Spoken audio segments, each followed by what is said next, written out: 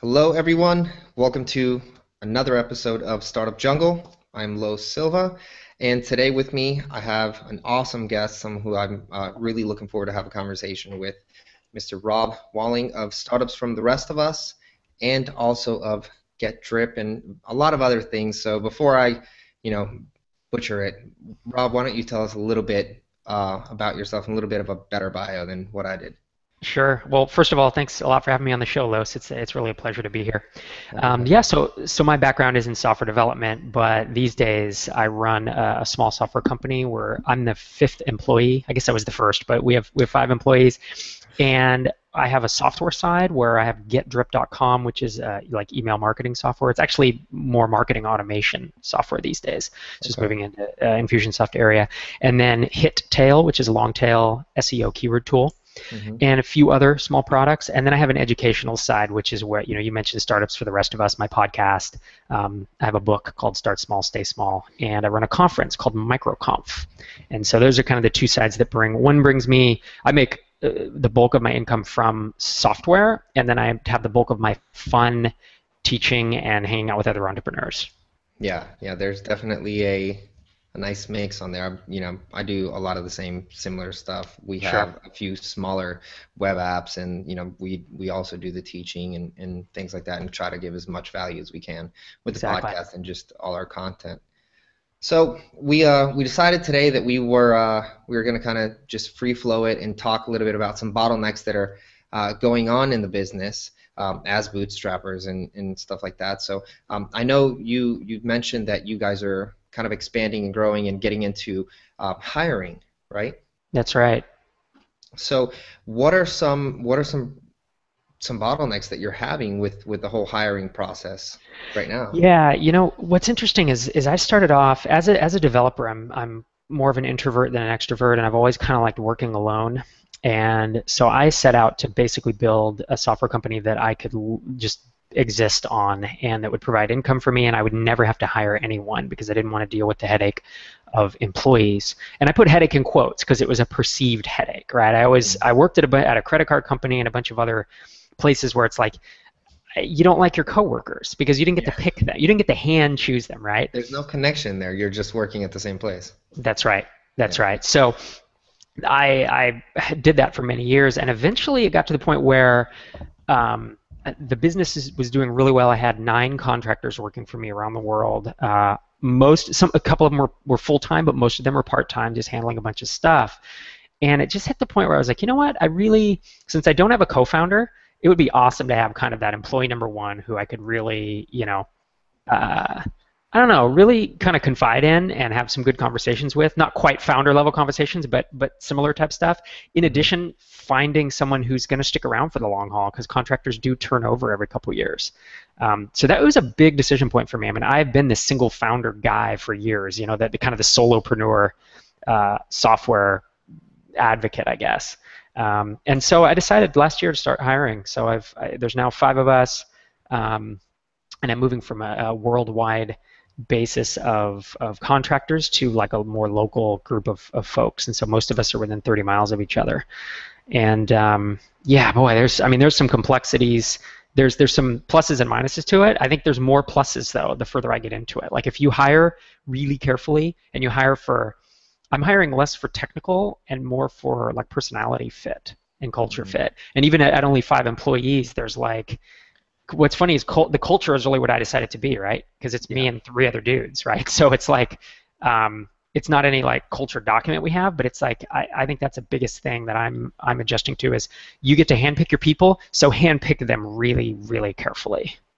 Yeah, I think everyone for the most part, unless you are VC backed and things like that, kind of starts off saying, "Hey, I got a guy, I got a developer in Romania, and then I've got a designer in India, and then That's right. we're just kind of going that way, kind of we're all figuring it out, right? And then Yep. as things start to get a little bit more serious, a little bit more moving forward, and you kind of look at different points of scale and what your bottlenecks seem to be, it turns out that a lot of those bottlenecks sometimes happen because you're in one time zone, someone else is in another time zone. There's actual problems that need to be resolved right now. We don't know how to get in contact, and so I totally feel you on kind of connecting with a more local based. Even even 30 miles because Yeah.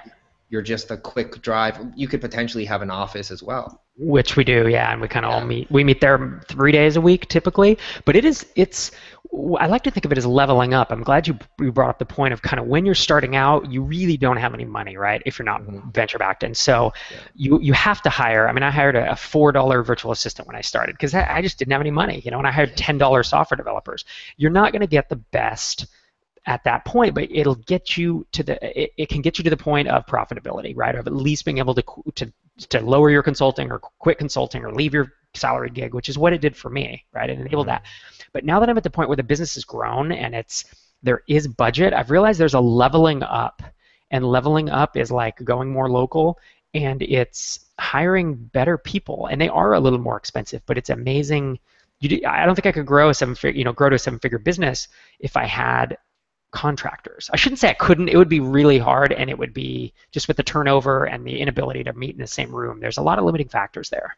Yeah, I mean, I definitely think you could, but again, the bottlenecks would always be the same ones. So scaling and systemizing your business is a lot easier when everybody's there. And then building that culture, like you talked about, is just it's something that at the end of the day, I think everyone in some sort of way, I was just having this conversation with my friend Scott, and it's something you crave because you are building, you are kind of like a loner and things like that, and you're kind of by yourself, or you have this remote team, but when you're in an environment where everyone can kind of like create, be friends, connect, share, help, more happens, and you're all kind of like happy to be pushing this thing forward, and I think that's powerful overall for any kind of culture.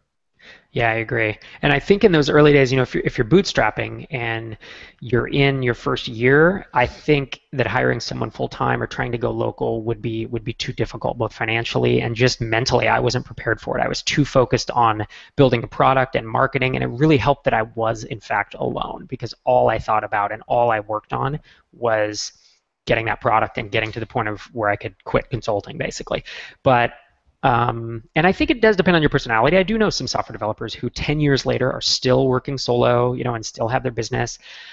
For me, I worked at home for 10 years, it does get old for some people. You kind of just want to change. And so I don't think everyone has to do that. I certainly don't. I think you can grow a SaaS business. I know several people who've done it without employees. I've done it to this point without employees, and it's been very successful businesses. But there comes a decision point really where you think, do I want to do this or not? And so I think it's definitely what I found is it's a very viable move to start hiring, and it hasn't ruined my fun like I thought it would. I thought I'd be weighed down with personnel issues, and like being an HR rep and like vacation time and whatever else, benefits and stuff.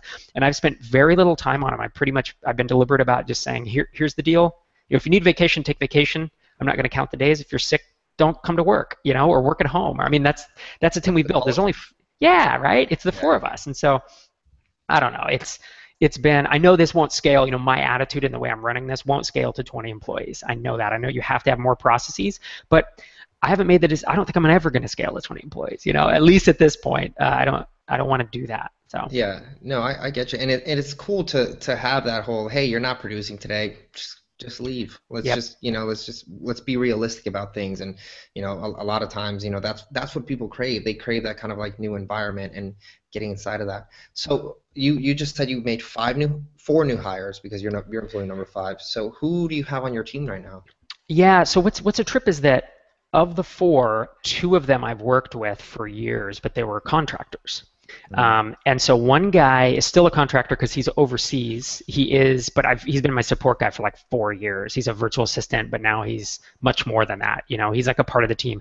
So he's not technically W-2, but he's essentially full time, right? So I just moved him up to full time, and that's a no-brainer. I mean, he does front end email support for most of my products and does a great job of it, helps people get onboarded. He'll dig into the product and really understand it and help them install JavaScript snippets. I mean, really goes above and beyond.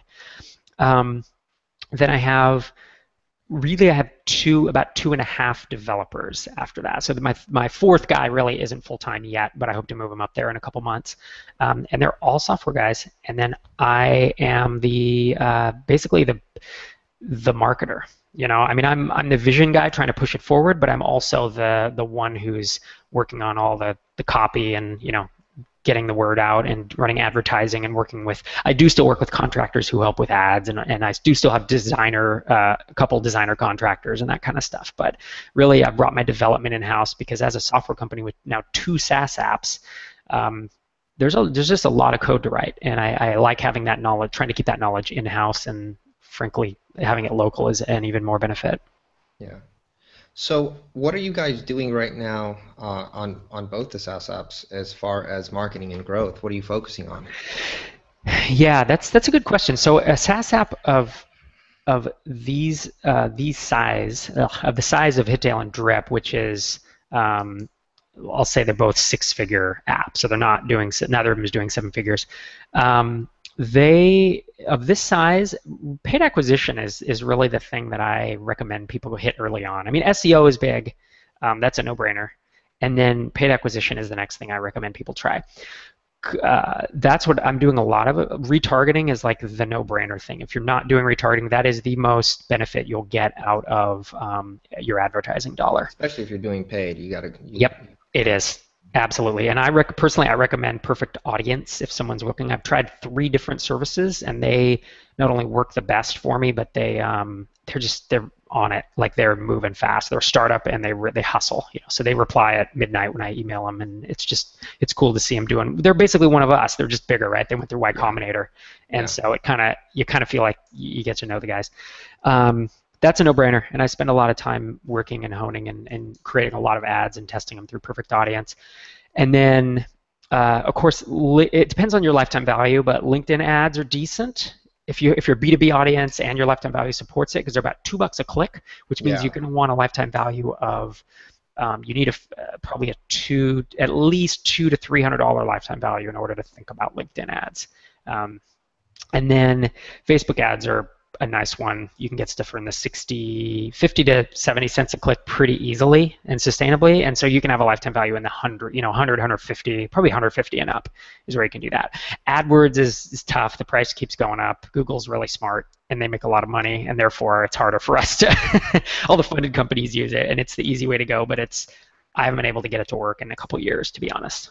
Yeah, right now Facebook. I know a lot of people are actually trying Twitter. I work with a company called DriftRock, who just created a Twitter tool for targeting and using Twitter cards. So that's cool.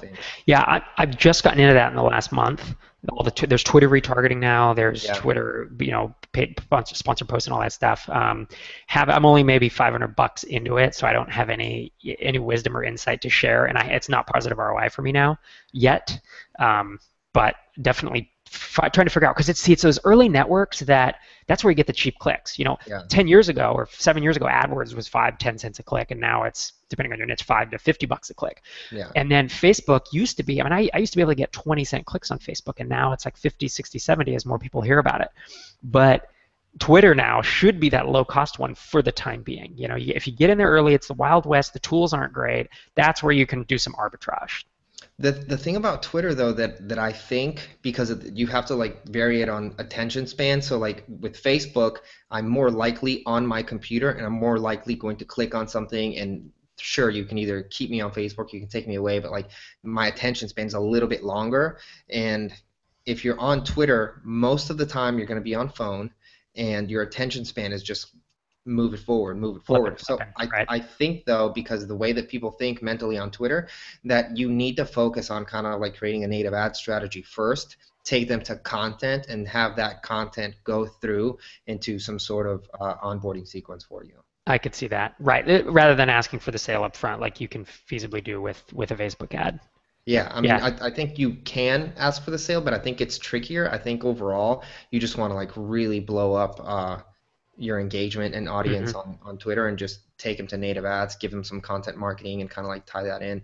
We're starting to test that out, and we're also kind of testing the same thing out on various different things with Facebook, just kind of doing instead of right-hand side, just doing newsfeed ads, but the ad is basically just free content and kind of taking you in and different Right. things like that. That seems to be a good. I've heard that strategy also works really well on LinkedIn, where it's basically just giving away a white paper or a report or an ebook or whatever, and you're just trying to get the opt-in, right? You're trying to get them into that drip marketing sequence, where you're educating them and starting to build a relationship with them over a course of emails.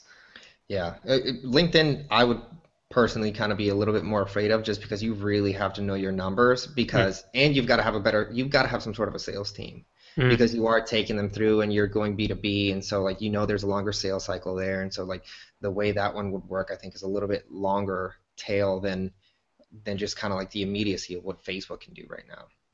There are niches in LinkedIn or interests, I guess they're called, that are less like the internet marketing and the SEO and those kind of folks on there that are less enterprisey. I know it has the reputation of being all enterprisey, but I've seen some results that have worked. Yeah, So there's also the coaching, coaching hmm speakers, authors, all those guys. sure. That's cool. So how's the podcast going?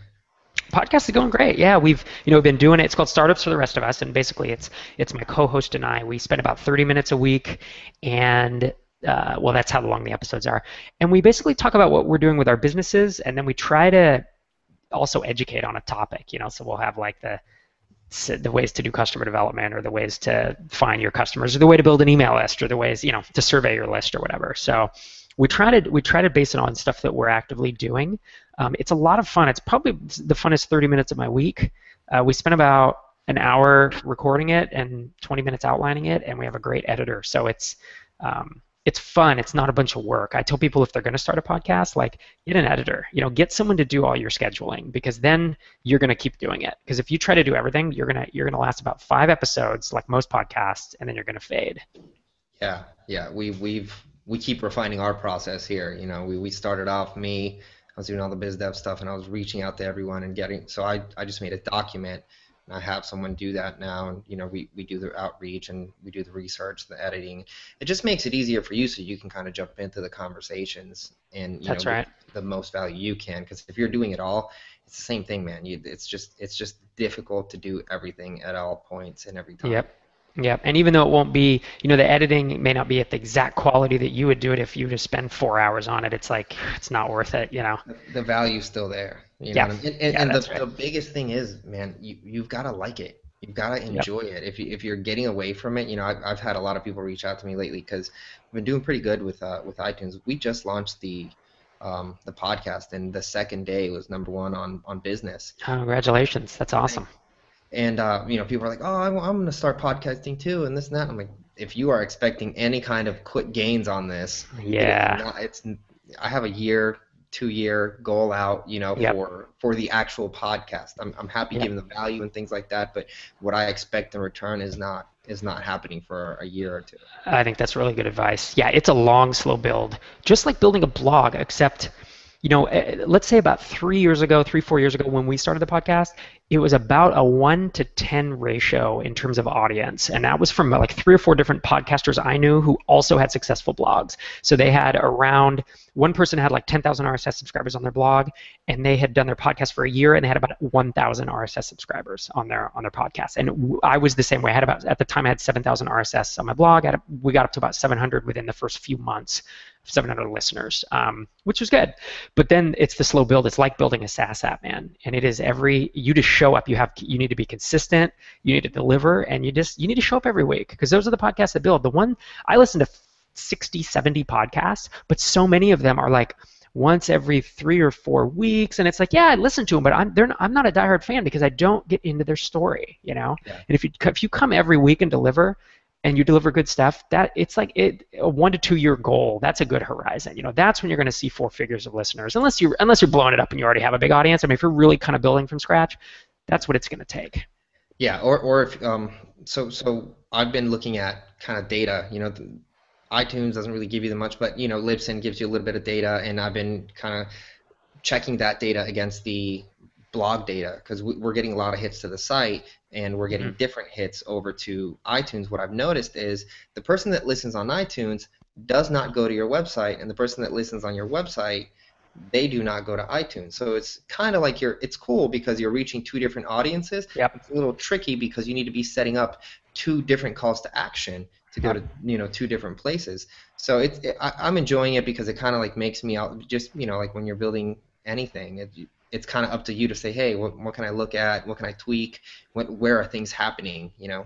Yeah, that's right. Yeah, we found the same thing. We have, many thousands of listeners, and the blog traffic itself, the Stardust for the Rest of Us website, doesn't get very much traffic because everybody's listening on Stitcher or on the podcast app or downloading through iTunes. And it's just, I mean, how many podcast apps have you been, or I'm sorry, podcast websites have you been to? I don't go to very many. It's pretty rare that I will click through and get on the computer. So yeah, there's definitely a separate call to action. I like that. Yeah, definitely. If you're on iTunes and you're a podcast listener, you stick to it, or you stick Yep. to Stitcher and things like that. We're trying to, and we'll see how this goes. After I don't have enough data to actually say that it works or it doesn't, but we're kind of trying this whole content syndication strategy. My buddy Dan calls it like the echo effect, which is basically we're going Hangouts. The Hangouts go to YouTube. The YouTube gets ripped into an MP3. That's the podcast. We put it on Libsyn. It goes over to Stitcher, SoundCloud, and iTunes.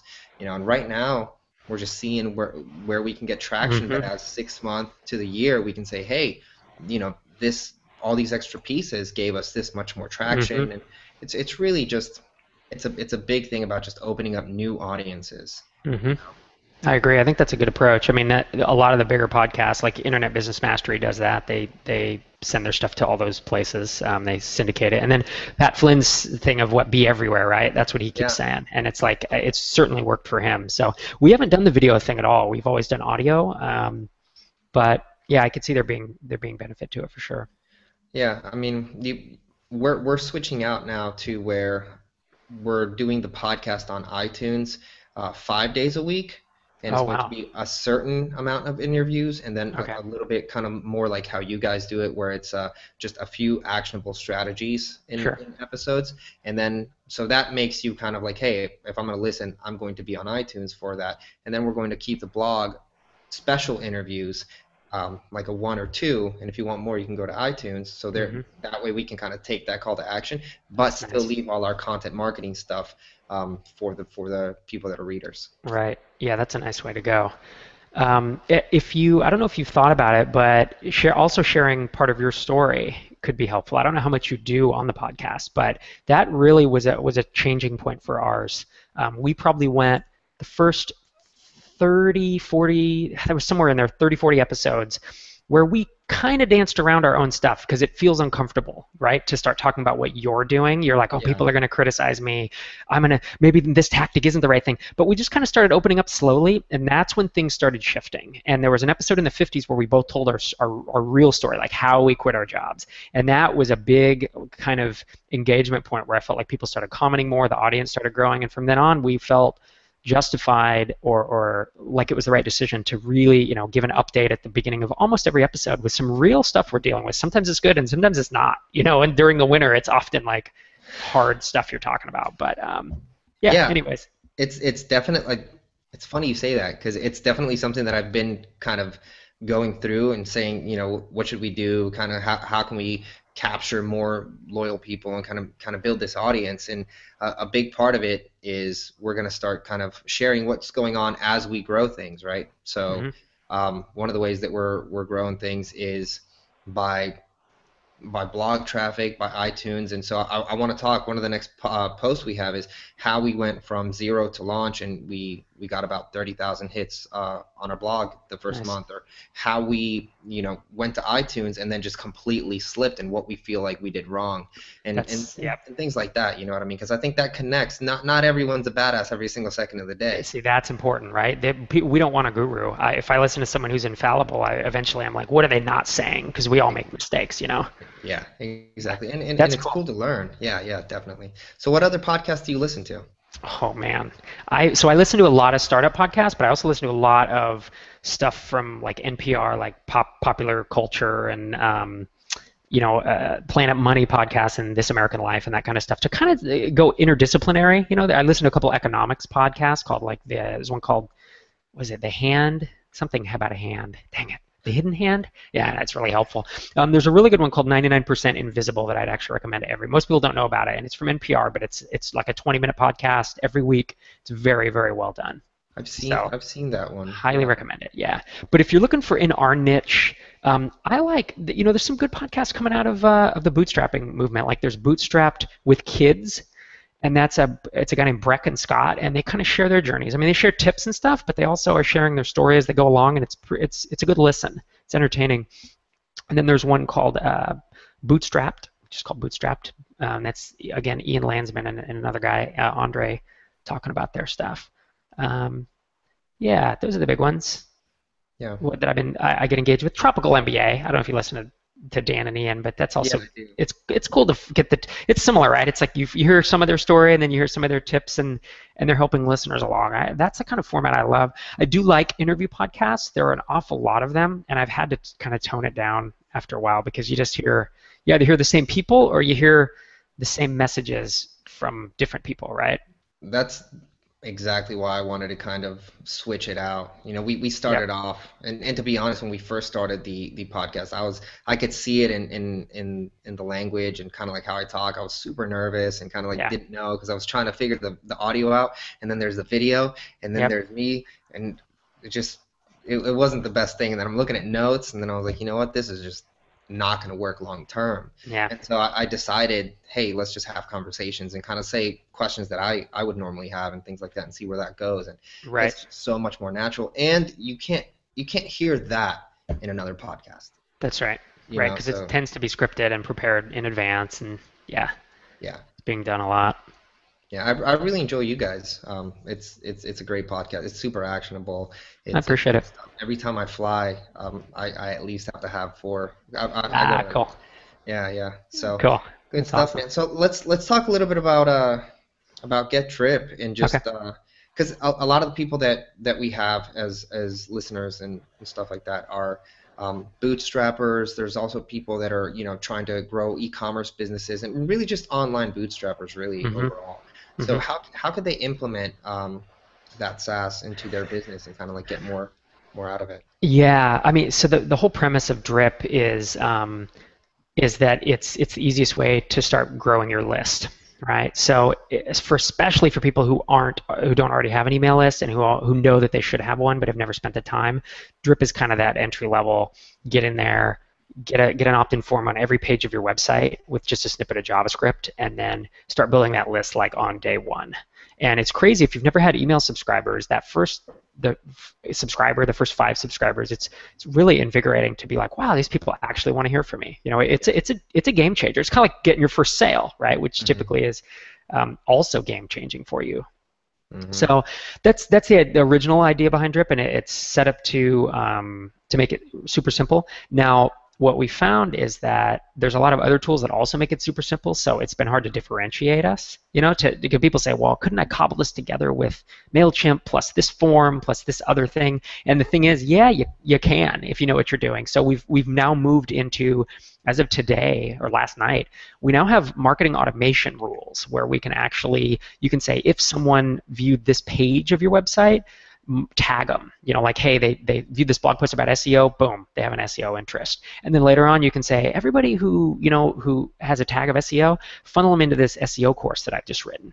Or everyone who is a trial user, send them this thing. Or everyone who created a project in my app, do this thing. So that's getting a little more. I'll say it's I won't say it's complex because it's not actually complicated, but it is a little more advanced, right? You have to think through, you have to have a little more content. So I wouldn't encourage people to try to do that on day one. But for anyone who's hitting that level, and I'm finding a lot of people are, It's a we totally literally, different audience now. it is.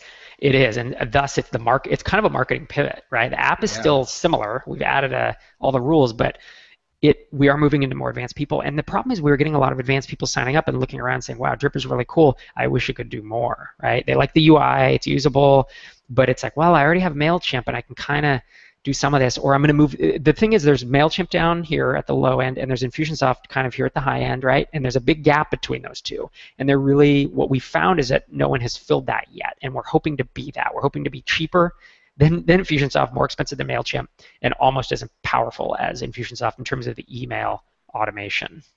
That's awesome, man. Yeah, I So, mean, I use Infusion. I like it, but there definitely are some flaws, and for sure, it is not for everybody. It's definitely something that you've kind of have to you've got a more legitimate moving forward business, and you know what I'm saying. So, Yeah, um, yeah, but yeah, I think that's a great move for you guys. That's kind of like you said. That's kind of a pivot, but at the same time, the audience that you're speaking to has the money, they yeah, understand the value, and they're looking for something like this. So it just really opens it up from just the guy who's kind of like, hey, I kind of want to do a little, I want to test this out and see how it works yeah. out, to, hey, we're looking for XYZ solutions.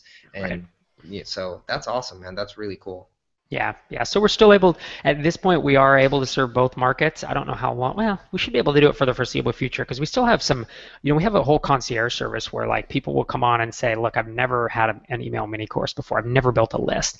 And if they have 5 blog posts or if they have an ebook, we will turn that into an email mini course for them at no charge, right? So that's kind of the let's help you get started thing. And so if they sign up for a trial, then we give them an extra week on the trial while we build it, and then boom, they can really get started with minimal time investment. I mean, it's like 10 minutes. They have to install some JavaScript and then wait a few days while we build their course, as long as they have some content we can work from. So I think I want to keep doing that because it's no one else is doing it, and it's a pretty valuable thing for people getting started with email. Yeah, that's incredible. I was actually just talking to Travis Ketchum earlier on another interview on the power of content in emails and stuff like that. And we were Hmm. talking about how, and this would be a good potential idea for you guys just to kind of write a few things on, is the power of creating kind of like a small ebook, but charging for it. Because what that Mm-hmm. actively does is, it changes the buyer persona from just a Mm-hmm. lurker to an actual buyer. And then Yep. once you have them in your email and onboarding sequence, the conversation is significantly different, Right. right? Yep. And I'd be interested to see, I like that idea of even creating like a $9 ebook, right? A pretty inexpensive one Yeah, that you could throw at the front end of the subscription process of the course or at the back end, right? You could have the course lead up to that and be like, all right, I gave you some stuff. Now how about even this small purchase? And now they move on automatically to another list. They're now a customer, right? They've actually bought. But I agree, it gives you, if they've paid for it, they're so much more likely to consume it, number one. And number two, if you've given them a lot of value, then that's another step up in that relationship. yeah, it's just a different way. Right now I think we live in an age where free has no value. Yeah, But paid and then over delivering in value, yeah, massive difference, that's massive right. difference. Yeah, what if you sell them a $50 ebook for $10? An ebook that's worth $50, right? Like a really in-depth, something that you spend a lot of time on, or you pay someone to spend a lot of time on, and then you just, like you said, way over deliver. That's how, like, that's how word of mouth gets started, right? Is when you Yeah. make it a no-brainer, and Another that's thing you pretty can cool. do is kind of create a small webinar, but it's a paid webinar. So it's like, hey guys, this is a paid training you're going to be on. There's Hmm. nothing really for sale here. I'm going to show you how to gain a list of subscribers within the next 45 minutes, the ins and outs of how to do this, right? And it's $7 or $8, and I'm way worth more than $7 or $8 an hour, Hmm. so that's how you position it. You get some good copy in there. You teach, you over deliver, and they say, hey guys, so this is the process, and you're more than capable of doing it now. You're going to get the webinar replays. Well, if you just want to make it a little bit easier for you, you could just get drip, Hmm. and Hmm. then immediately you're going to start, getting a good 15-20% of those people saying, yeah, I don't want to spend three, Sure. 4 hours trying to learn this. I'm in. You know what I Right. mean? So I yeah, like that. definitely a few of those strategies I think just in general, SaaS companies need to start kind of thinking a little bit more about just getting that first acquisition rather than let's put people through this funnel for free and get millions, and then it doesn't matter. I'd rather get 100 people to give me $10 and then build that relationship than get 1,000 people and have to just segment and see what's going on and no one's listening, Right. and then the open rates because the engagement's not truly there. Right. I think that's a really good idea. I'm actually making a note here about that. I haven't, so I know that webinars are working, killing it for a lot of people, right? Really doing well, but I haven't heard of anyone charging a nominal fee. I think that's a clever twist to that. Let me know how it goes for Yeah, you. totally, totally. Cool, man. Well, Rob, I don't want to keep you. I know you've got a bunch of stuff, and I try to keep these to about 30 or so minutes. So, any final words if anyone wants to reach you, what's your Twitter handle, and what's the best Yeah. place to go? Yeah, I'm at Rob Walling on Twitter, and that is a good place. I'm on there every day, a few times a day in between meetings and such. And then yeah, startups for the rest of us is probably the best place for people to startupsfortherestofus.com is a good place to keep tabs on me because that's where I'm talking about what I'm doing, and we're easy to reach through there. We also have a little opt-in box there where we keep people posted via email as to what we're up to and let them know about our conferences and such. So.